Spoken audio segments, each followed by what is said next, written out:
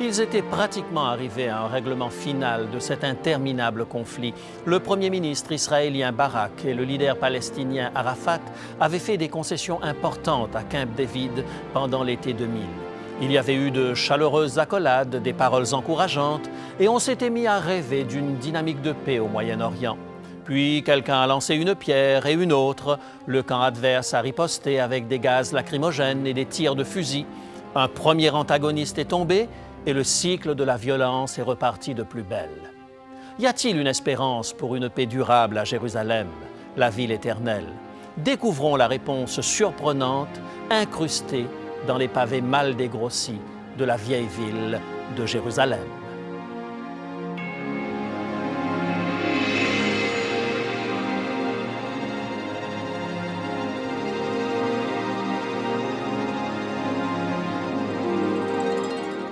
Il est écrit, je suis José Élysée et je vous propose la solution à vos besoins les plus profonds, le Christ vivant. Notre sujet d'aujourd'hui, du sang sur les pierres.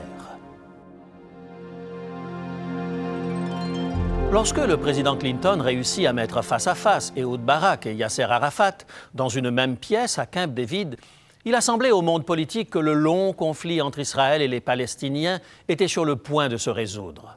Durant les sessions marathon, les négociateurs avaient travaillé sur des enjeux épineux pour trouver des solutions. Israël avait accepté l'idée de renoncer à pratiquement tous les territoires occupés depuis la guerre de 1967. Les Palestiniens, de leur côté, avaient accepté l'idée d'une présence israélienne dans des postes avancés de la rive ouest. Les deux parties semblaient prêtes à reconnaître la souveraineté de l'autre et jouir de frontières sûres, reconnues par les deux parties, et essayer de vivre côte à côte dans la paix. Puis vint la question des deux capitales. Les Palestiniens étaient déterminés à avoir Al-Quds. Les Israéliens insistèrent pour avoir Jérusalem. Le problème était que les deux parties parlaient de la même ville, Jérusalem. Des milliers d'années de l'histoire juive ont attaché les Israéliens corps et âme à ces murs de pierre.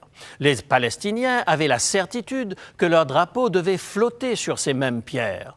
Que faire de Jérusalem? Allait-elle être en permanence divisée? Qui allait exercer la souveraineté dans ce lieu? Qui allait contrôler l'accès au lieu saint? Le mur occidental et le dôme du rocher demeuraient des questions lourdes de conséquences. Un poète juif a un jour écrit ces mots concernant Jérusalem. « L'air que l'on respire à Jérusalem est saturé de prières et de rêves, comme l'air qui stagne au-dessus des cités industrielles. Il est difficile de respirer dans ces lieux. » Lorsque les Juifs pieux viennent au mur des lamentations pour prier, ils croient que c'est là que Dieu a rassemblé la poussière avec laquelle il a créé Adam, le lieu où Caïn a tué Abel, le lieu où Abraham a accepté de sacrifier Isaac. Les ultra-orthodoxes croient qu'à Jérusalem, ils sont au centre du cosmos. Ils affirment que le mont sur lequel était bâti le temple est un lieu trop pur pour qu'un être humain le foule. Les musulmans, de leur côté, croient que la colline du Temple est le lieu où le prophète Mahomet est venu une nuit sur son cheval et que c'est de ce lieu qu'il est monté au ciel. Jérusalem est lourdement chargée d'histoire sainte et à Camp David, Jérusalem a été la pierre d'achoppement des négociations de paix. Le processus bien entamé a abouti à un véritable fiasco à cause de ces vieilles pierres. Je crois qu'il y a là un véritable paradoxe à cause de ce qui s'est produit ici même dans cette ville voilà 2 millénaires. Un événement qui aurait dû faire de Jérusalem le centre de la paix pour le monde entier. Il demeure encore, je crois, une force puissante pour amener la paix sur cette planète. Un vendredi après-midi, un homme avançait en trébuchant dans les rues de la vieille ville. Il sortait du prétoire romain où il avait été interrogé par les autorités romaines. Ils avaient interrogé ce prisonnier, l'avaient battu de verge et lui avaient craché au visage. Ils l'avaient interrogé en lui bandant les yeux, en le frappant au visage et en lui demandant ensuite de deviner qui l'avait frappé, puisqu'il se disait prophète. Ils avaient agi ainsi après que le gouverneur romain les déclarait innocents. Mais la voix de la foule avait prévalu, échauffé jusqu'à l'hystérie. Ils voulaient le crucifier. Voilà pourquoi Jésus de Nazareth avançait en chancelant à travers les rues étroites de Jérusalem. Le sang coulait de son dos lacéré, de la couronne d'épines enfoncée sur sa tête, faisant rougir les pavés du chemin. Un témoin oculaire du nom de Jean nous dit dans son évangile, au chapitre 19, le verset 17. Jean, chapitre 19 et le verset 17. Jésus, portant sa croix, arriva au lieu du crâne, qui se nomme en hébreu Golgotha. Jésus se dirigeait vers le lieu de l'exécution situé hors des murs de la cité. Un chemin long et pénible. À un moment, il est tombé sous le poids de cette croix. Alors les soldats ont réquisitionné un passant, un homme de la campagne, et l'ont forcé à porter la croix. Ce Jésus qui avait soulagé tant de fardeaux était épuisé par les mauvais traitements qu'il avait subis. Lui qui avait soulagé le fardeau de la veuve, de l'infirme et du défiguré, lui qui avait rendu sa dignité aux déshérités et aux rejetés, lui qui avait rempli les rues de cette ville des accents joyeux des enfants, était maintenant confronté au plus écrasant des fardeaux, celui du péché de l'humanité. Il portait ce poids immense tandis qu'il cheminait vers le lieu de la crucifixion. Les soldats ont planté sans ménagement des clous dans ses membres. Ils l'ont élevé entre ciel et terre, le livrant en spectacle à la foule goguenarde. Et pourtant, Jésus a prononcé ces paroles rapportées dans Luc, dans son évangile, au chapitre 23, le verset 34. Luc, chapitre 23 et le verset 34. « Père, pardonne-leur, car ils ne savent ce qu'ils font. » C'est depuis la croix que Jésus a étendu son pardon et sa paix à tous les hommes. Il a amené la réconciliation grâce à la croix. Il a étendu l'amour à ses ennemis depuis la croix. C'est là l'œuvre qu'il a réalisée en ce vendredi mémorable sur la colline appelée le Crâne. Pratiquement chaque habitant de Jérusalem pourrait dresser une liste des injustices dont il a été victime. Les groupes ethniques et religieux peuvent dresser une liste interminable de griefs. Il est certain que les mots causés réclament justice. Les préjudices subis de la part d'autres doivent être reconnus et traités avec humanité. Le monde entier, plus particulièrement le Moyen-Orient, regorge de contentieux. Ce sont soit des disputes territoriales, soit des affronts personnels. Le schéma de l'agressé qui demande réparation et de l'agresseur qui refuse de reconnaître sa responsabilité est bien établi dans toutes les cours de justice du monde. Cependant, s'il est une personne qui avait le plus de raisons pour crier à l'injustice, c'est bien Jésus lui-même. Personne n'avait accumulé autant d'attaques violentes injustifiées. L'homme qui marchait le long des routes de Palestine, faisant du bien à tous les êtres, était traité comme le pire des criminels. S'il est quelqu'un qui aurait eu le droit légitime de maudire ses ennemis, c'était bien Jésus. Du sommet du Golgotha, il aurait pu appeler ses fidèles à venger son sang. Au lieu de cela, le Christ nous rappelle qu'il a versé son sang pour les pécheurs, pour ceux qui étaient pleins de haine et ingrats.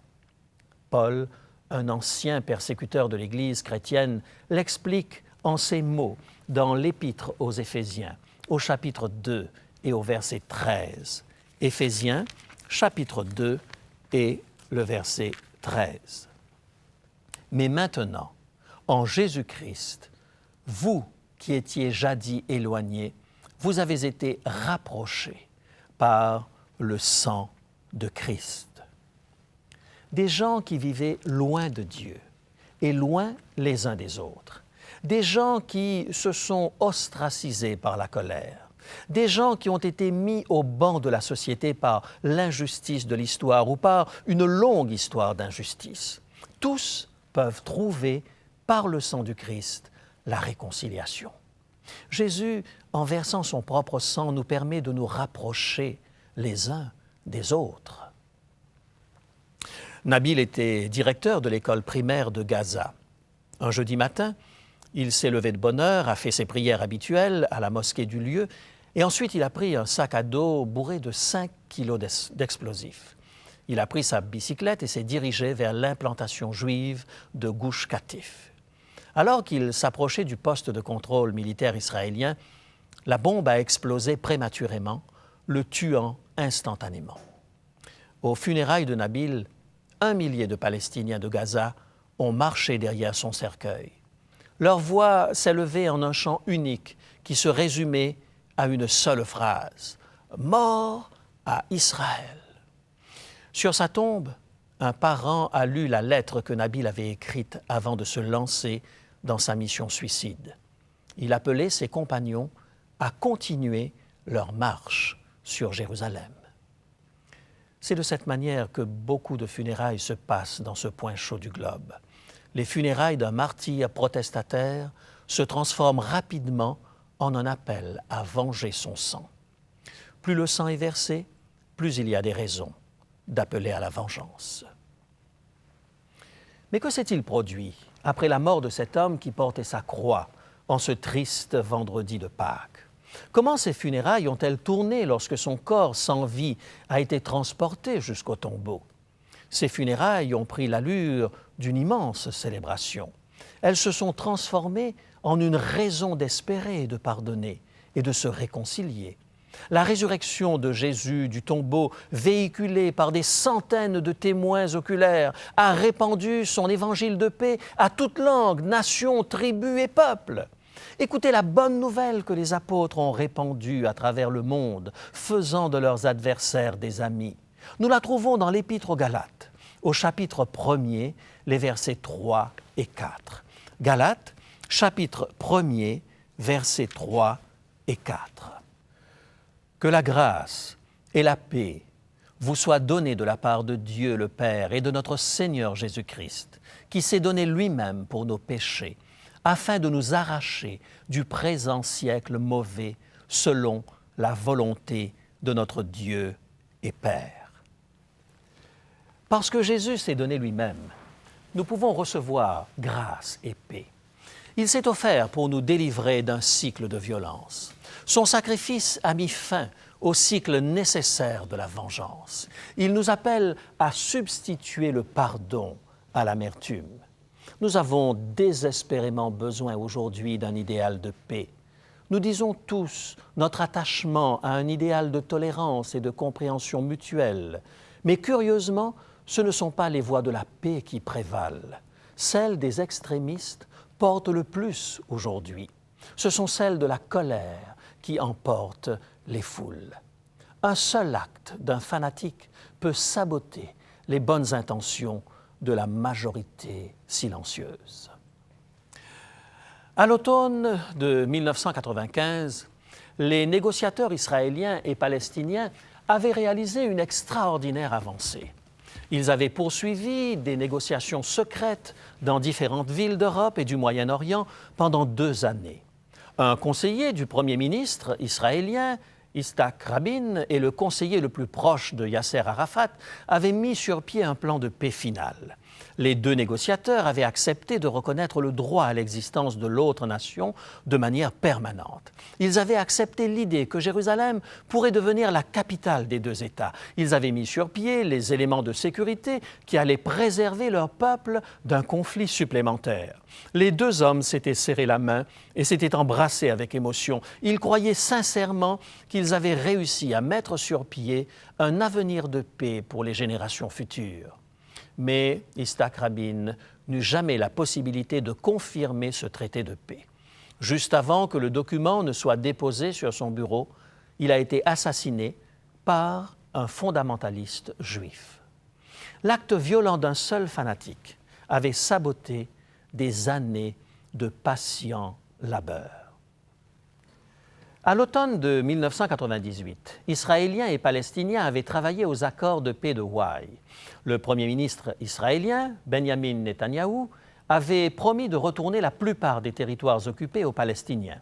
Yasser Arafat avait accepté de tout mettre en œuvre pour arrêter le terrorisme. La paix semblait à portée de main. Mais 5 jours après la signature des accords de Hawaï, un attentat suicide a stoppé net le processus de paix. Un kamikaze a tenté d'entrer en collision avec un autobus scolaire grâce à un véhicule contenant près de 100 kilos d'explosifs. Il y avait 40 enfants de colons juifs dans cet autobus. Au dernier moment, une Jeep de l'armée israélienne a coupé la route à la voiture du terroriste. Les deux véhicules ont explosé, pulvérisant les deux conducteurs. L'acte de violence d'un extrémiste avait réussi à saboter des mois de négociations.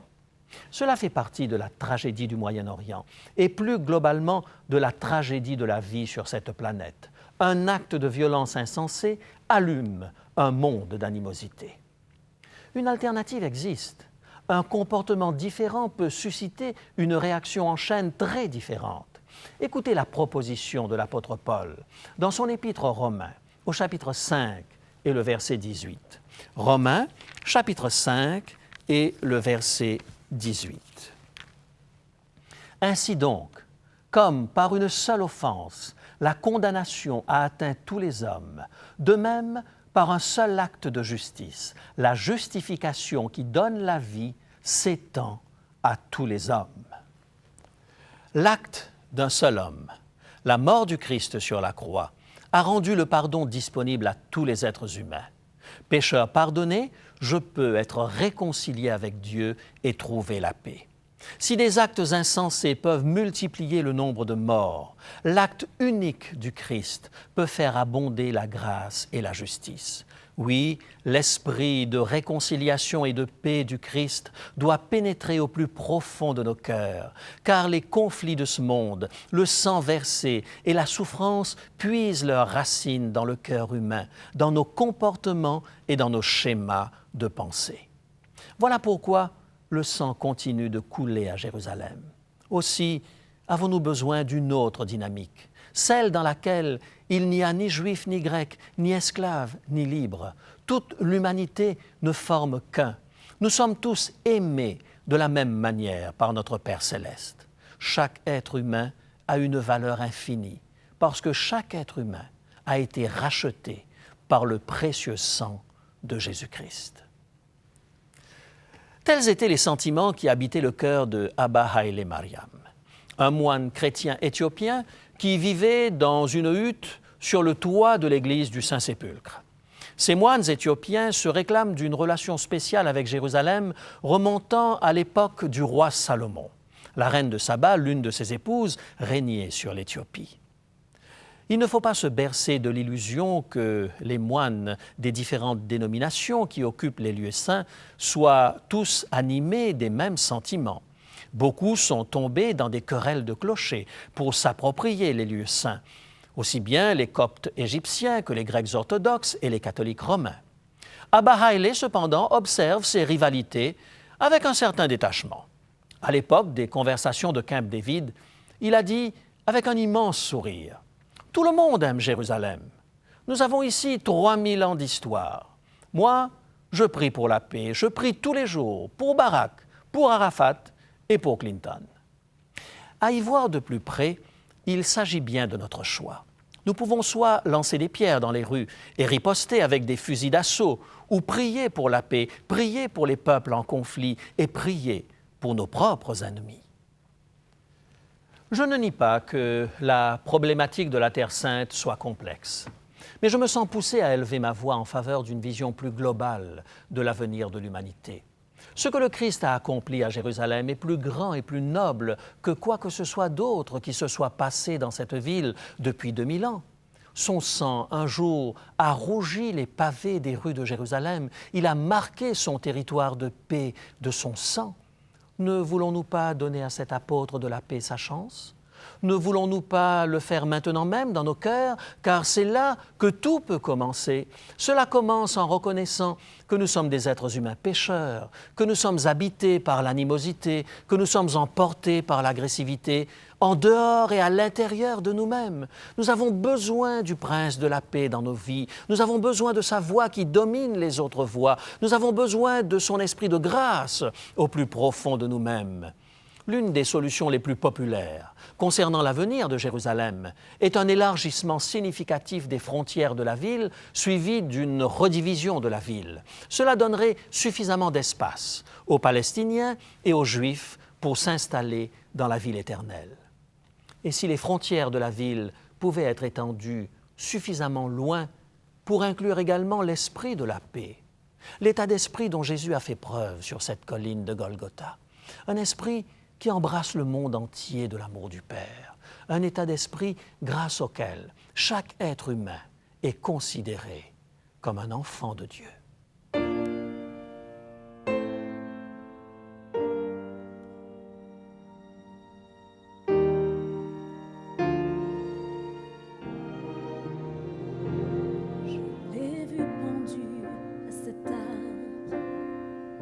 Dans mon cœur de marbre, je n'ai pas su me rappeler que c'est pour moi qu'il était né. Ils l'ont condamné, ils l'ont flagellé, ils se sont moqués, je l'ai insulté. Quand son regard plein de larmes vers moi se tournait, dans mon cœur figé, tout s'éclairait. C'était donc pour moi, ces larmes c'était moi. L'emmenez pas, ôtez-lui cette croix, c'est à cause de moi. Il a donné sa vie pour ma vie, il s'est battu pour mon salut. Mais qu'ai-je fait de sa victoire? Ma vie a effacé sa gloire. Dès aujourd'hui, je te promets que ton amour, ton cœur blessé, dans ma vie désormais ne sera plus en vain, car je le suivrai.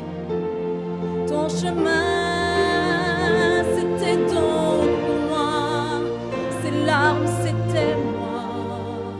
Ne l'emmenez pas, ôtez-lui cette croix, c'est à cause de moi. C'était donc pour moi, ces larmes, c'était moi. Ne l'emmenez pas, ôtez-lui cette croix, c'est à cause de moi. Oh, combien j'aime ton nom. Jésus, ce nom que j'implore à genoux. Moi qui n'avais rien à t'offrir que des mains vides, un cœur meurtri, tu n'eus pas peur de mourir. Dès aujourd'hui, je te promets que ton amour, ton cœur blessé, dans ma vie désormais ne sera plus en vain. Je le suivrai, ton chemin, si tu me tends la main et si tu la tiens bien, j'attendrai ton retour, j'attendrai ton retour. Si tu me tends la main, tiens-la bien, j'attendrai ton retour, j'attendrai ton retour.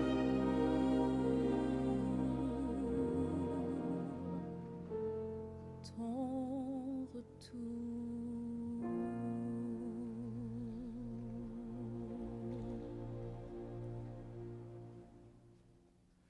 Quelle que soit la ville que nous considérons comme notre patrie, nous avons besoin de nous rapprocher les uns des autres, de posséder la paix intérieure. Voulez-vous donner à celui qui est le plus grand porteur de paix sur cette terre sa chance, maintenant même dans votre vie? Voulez-vous venir à ce lieu appelé Golgotha et accepter le sacrifice qu'il a accompli en votre faveur? Vous pouvez demander à celui qui apporte la paix de faire la paix dans votre cœur, maintenant même, tandis que nous prions. Père Céleste, merci pour le don de Jésus-Christ. Merci de ce qu'il a répandu son sang pour chacun de nous dans cette ville où tant de sang a été versé depuis. Merci de ce qu'il a parlé de paix alors qu'il pouvait crier vengeance. Nous avons besoin de la paix du Christ dans nos cœurs.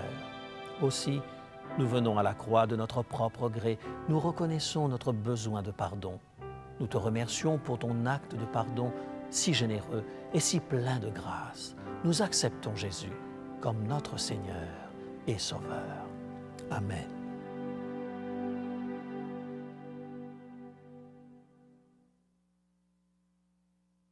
Bonjour. Nous avons le plaisir de vous offrir aujourd'hui un petit livre qui vous permettra de suivre le Christ dans sa pérégrination à travers Jérusalem, versant son sang sur les routes pavées de la Cité Sainte jusqu'au Calvaire. Pour mieux comprendre le sens de la mort de Jésus et l'immense espérance qu'il nous offre, demandez le coût élevé de la croix. Un petit livre que nous vous offrons pour seulement 3 $. Alors n'hésitez pas à nous appeler ou à nous écrire pour en obtenir votre copie personnelle. Mais avant d'aller plus loin, j'aimerais me tourner vers mon ami José. Bonjour José. Bonjour Rémi. Et te poser juste une question qui forcément m'a traversé l'esprit et traverse l'esprit de nos spectateurs. Est-ce qu'il y aura un jour la paix à Jérusalem? Est-ce qu'il y a un espoir de paix pour Israël et pour le monde? Ou est-ce que nous sommes définitivement pessimistes en tant que chrétiens biblistes? Rémi, je ne vais pas aborder la question sur le plan politique, ce n'est pas mon domaine.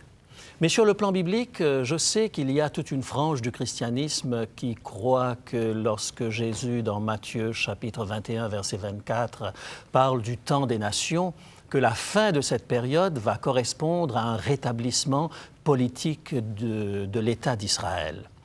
Je crois personnellement que ce texte est à rapprocher de l'évangile de Matthieu au chapitre 24 et le verset 14, où Jésus dit « Cette bonne nouvelle du royaume sera prêchée dans le monde entier pour servir de témoignage à toutes les nations, alors viendra la fin. » En d'autres mots, la perspective biblique est celle-ci. Il y a d'abord le temps du peuple d'Israël qui se termine avec la mort de Jésus. Et ensuite, il y a le temps des nations. Une nouvelle phase. Une nouvelle phase de l'histoire de l'humanité, en tout cas dans le domaine spirituel, qui va se terminer avec le retour du Christ. Et la seule période où l'on parle de Jérusalem après le retour du Christ, c'est la Jérusalem céleste qui descend. Oui, la nouvelle Jérusalem qui descend du ciel. Ainsi, lorsque nous étudions de près la Bible, nous voyons qu'il y a 3 phases différentes, l'époque et la période du peuple d'Israël, puis le temps des nations où l'Évangile est prêché au monde entier, et ensuite la venue de Jésus et l'établissement d'une Jérusalem céleste. Alors et alors seulement viendra la paix. Tout à fait. Et la paix concernant la ville de Jérusalem appartient au monde politique beaucoup plus qu'au monde de la Bible. Merci José. La paix pour aujourd'hui, c'est la paix avec Dieu à travers le sang de Jésus-Christ. Pour mieux comprendre le sacrifice de Jésus, demandez notre petit livre « Le coût élevé de la croix » pour seulement 3 $. Dans un instant, nous vous rappelons comment l'obtenir. À bientôt. Pour demander l'offre du jour, composez maintenant le 514-729-3515 pour Montréal ou utilisez notre ligne sans frais 1-866-729-3515 si vous êtes de l'extérieur de Montréal. Mentionnez bien le titre de l'offre du jour ainsi que vos noms, adresses et numéros de téléphone en parlant lentement. Si vous préférez, vous pouvez nous écrire à Il est écrit, case postale 99, succursale Rosemont, Montréal, Québec, H1X 3B6. La Bible nous invite à prier pour la paix à Jérusalem. Voulez-vous vous joindre à moi pour prier afin que Dieu apporte la paix à cette ville troublée? Et voulez-vous aussi prier pour que Dieu vous aide à être celui qui apporte la paix dans votre foyer et dans votre ville? Je vous donne rendez-vous à la semaine prochaine. D'ici là, souvenez-vous, il est écrit, l'homme ne vivra pas de pain seulement, mais de toute parole qui sort de la bouche de Dieu.